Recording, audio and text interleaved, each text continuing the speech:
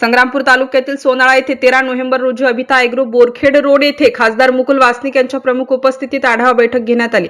जळगाव जामोद विधानसभा मतदारसंघातील महाविकास आघाडीच्या अधिकृत उमेदवार डॉ. स्वातीताई वाकेकर यांच्या निवडणूक प्रचारार्थ या सभेचे आयोजन करण्यात आले होते। यामध्ये अखिल भारतीय काँग्रेस कमिटीचे महासचिव तथा माजी केंद्रीय मंत्री मुकुल वासनिक यांची प्रमुख उपस्थिती होती।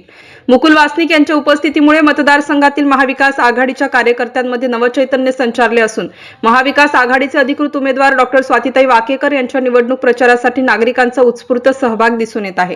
सोनाळा येथे पार पडलेल्या आढावा बैठकीमध्ये खासदार वासनिक यांचे शाल श्रीफळ व पुष्पगुच्छ देऊन त्यांचे स्वागत करण्यात आले।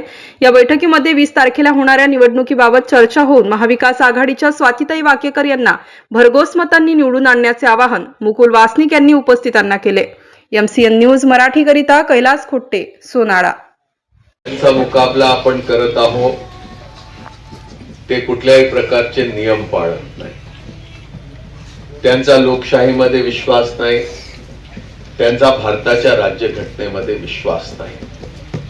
कशी तरी सत्ता प्राप्त करावी आणि लोकांमध्ये दडपशाही निर्माण करून आपला एजेंडा पूर्ण करावा या दृष्टिकोनातूनच त्यांचा प्रयत्न या मागील अनेक वर्षापासून राहिलेला आहे।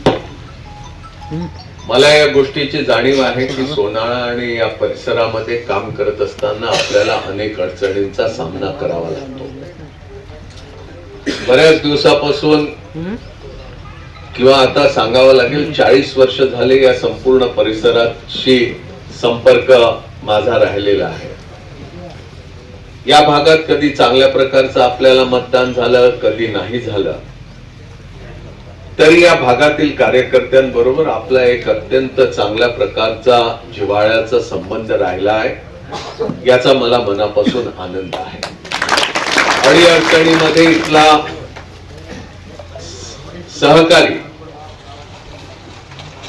तरी देखील आपल्या बरोबर उभा आहे याची मला जाणीव आहे।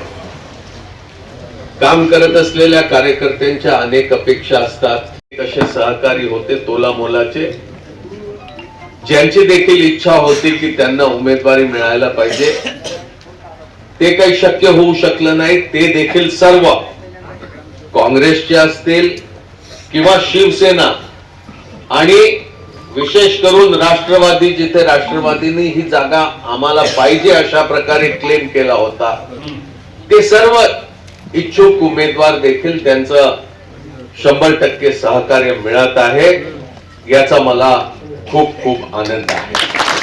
तरी देखील मुकाबला कठीण आहे, मार्ग आपल्याला काढावा लागणार।